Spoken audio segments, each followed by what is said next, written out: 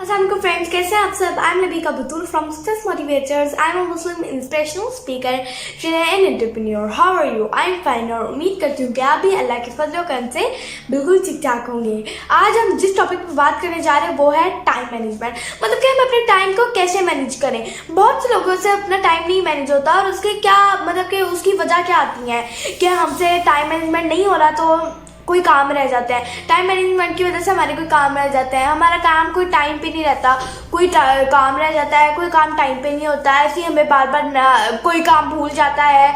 मतलब कि ऐसे हमारे पास जो काम होता है वो भी हम भूल जाते हैं और हमारा टाइम भी मैनेज नहीं हो पाता।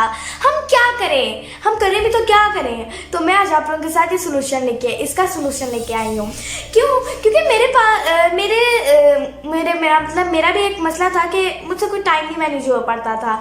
मेरा जो काम होते थे वो मैं नहीं कर पाती थी। मतलब जैसे कि स्टडी, एकेडमिक स्टडी वो नहीं हो पाती थी और मतलब कि टाइम पे नहीं हो पाती थी। तो मैं क्या करती, मतलब कि कभी कोई टाइम, कभी कोई टाइम, कभी कोई टाइम, कभी कोई टाइम।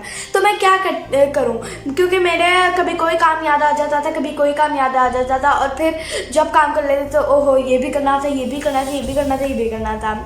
ऐसे करके बहुत से स्टूडेंट्स या फिर बहुत से लोगों का भी काम भूल भी जाते हैं और उनसे उनका टाइम भी मैनेज नहीं होता और काम कर करके उनका दिन भी पूरा निकल जाता है। फिर भी हमें इतने ज़्यादा काम याद आ जाता है जो हमने करने थे।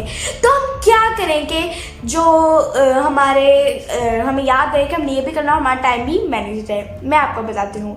आप लें एक बुक, कोई भी बुक ले लें और वो अब आपने अपने पूरे में 1 महीने चलानी है बुक। उसके आगे भी आप डेट्स डाल सकते हैं। मैं आपको करके दिखाती हूँ। तो आप ये देख सकते हैं कि मैंने एक बुक लिया। मैं आपको बताने जा रही हूँ कि आपने इसको कैसे लिखना है। अब यहाँ आप कोई भी जो डे है आप वो लिखेंगे। फॉर एग्जांपल आज मंडे है तो मैंने आज मंडे लिख दिया है और यहाँ आप आज की डेट डालें। आज की डेट है 28 और 12वां महीना है और 2020। अब आपने शुरू में लिखना है ए का क्या मतलब है? मस्ट डू, जो करने ही करने हैं, बहुत जरूरी है। Serious consequences for non completion. Okay, तो ये बहुत ज़रूरी है, ये आपने करना ही करना है। ए में वो काम आएंगे। अब फॉर एग्जांपल आपने ए के जितने काम दे वो 4 निकले, 1 2 3 4। अब 4 यहाँ आपने काम लिख लेना है वो और फिर आपने अगला बी लिख लेना है। बी में कौन से काम आएंगे? Should do, mild consequences for doing और नॉट डूइंग। मतलब कि ये करने चाहिए, वो आप यहाँ लिख लेंगे, जो इतने ज़रूरी नहीं है हाँ, लेकिन ये करने चाहिए। फिर बी के फॉर एग्जाम्पल काम निकला है 1 2 3 4 5 निकला है काम। तो छठे पे अब आप लिखें सी का क्या है? Nice to do. ओके, और इसका मतलब no consequences whether you do it और नॉट। मतलब कि इसका कोई पता नहीं मतलब कि आपकी मर्जी, आप इसको करें या ना करें, लेकिन ये काम करने वाले हैं। ओके, फिर आपने सी के बाद सी का काम निकला है फॉर एग्जाम्पल 1 2। ठीक है, फिर आप यहाँ तीसरे पे लिखें डी, डेलीगेट। डी का मतलब होता है डेलीगेट। इसका है मतलब everything you possibly can do free up more time for those things that only you can do. मतलब कि जब आप फ्री हो आप उन कामों को कर सकते हैं मतलब कि जो काम इतने ज़रूरी नहीं है लेकिन ये करने हैं। तो मतलब आपके गोल से, आपकी एक्टिविटीज़ से ये लिंक नहीं है, लेकिन ये काम जो है करने हैं। मतलब कि फॉर एग्जांपल जैसे कोई शॉप पे जाना है या ऐसे भी बहुत से काम होते हैं जो लिंक नहीं होते आपके गोल्स या फिर आपकी एक्टिविटीज़ से, लेकिन वो करने होते हैं। वो आते हैं डी में, जो इतने ज़रूरी ना हो, मतलब कि जिसका गुजारा हो सकता है, वो आप डी में काम लिखेंगे। मतलब ए में बहुत ज़रूरी, बी में ए में मस्ट डू, बी में शुड डू, सी में नाइस टू डू और डी से डेलीगेट। मतलब कि इतने ज़रूरी काम नहीं। तो मैंने आपको एक डेमो करके दिखा दिया कैसे। अब मैं आपको दोबारा समझाती हूँ।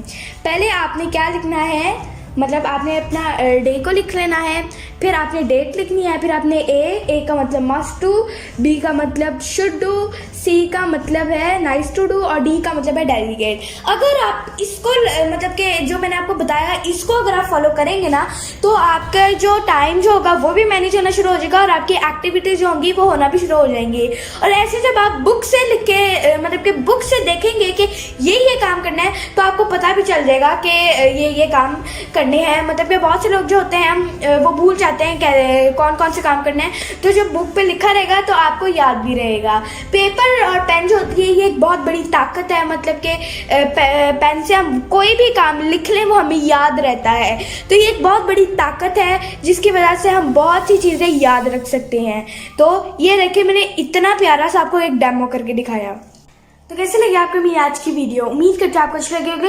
और अगर आपने आज से यही टाइम मैनेजमेंट का मतलब कि करना शुरू कर दिया ना, तो इंशाल्लाह आपका टाइम बहुत जल्दी मैनेज होगा और आपकी लाइफ और रूटीन भी सेट हो जाएगी। ऐसे ही आप अपनी रूटीन भी सेट कर सकते हैं, मतलब कि चीज़ें लिख के उसके आगे टाइम वगैरह लिख के देख के आप अपनी रूटीन भी सेट कर सकते हैं। अगर आपको मेरी वीडियो अच्छी लगी हो तो मेरी वीडियो को लाइक करें और मेरे चैनल को सब्सक्राइब करें और कमेंट सेक्शन में मुझे बताइए कि आपको और कौन कौन सी वीडियोस चाहिए, तो मैं ज़रूर बनाऊंगी। Thank you. अल्लाह हाफिज़।